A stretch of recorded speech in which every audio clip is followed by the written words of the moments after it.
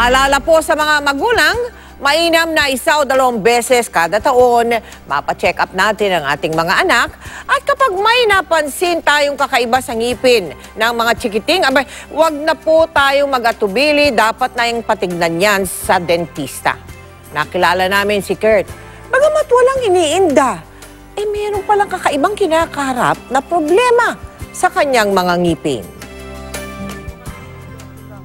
Tampulan ng tukso ang 11 taong gulang na si Kurt. Dahil ang 2 ngipin niya sa harapan, may malaking puwang. At meron ding mga sungki. Nasar po ko ng SpongeBob Space.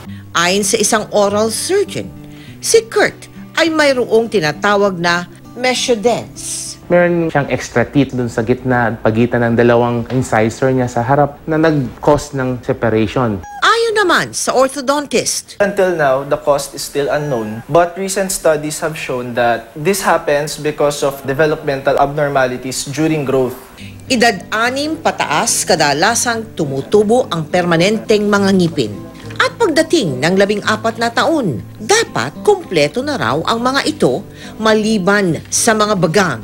Pero sa kaso ni Kurt, Nawala ng space para lumabas kagad yung mga permanent teeth. Dapat, ang permanent teeth would push yung primary teeth out of the way. Hindi nagkaroon ng ganun because nawala sa alignment yung pagtubo ng ngipin.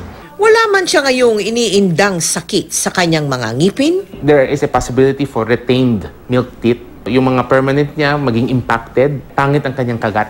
Baka maging open mouth scenario siya. Hihinga siya, parang nakabukas palagi bibig. Yung mesodense niya, kailangan tanggalin. After removal of the mesodense, we will put a 2x4 appliance. The purpose of this is i-close natin yung space na yon using that braces. Noong 1 linggo, sinimulan na ang surgical intervention kay Kurt.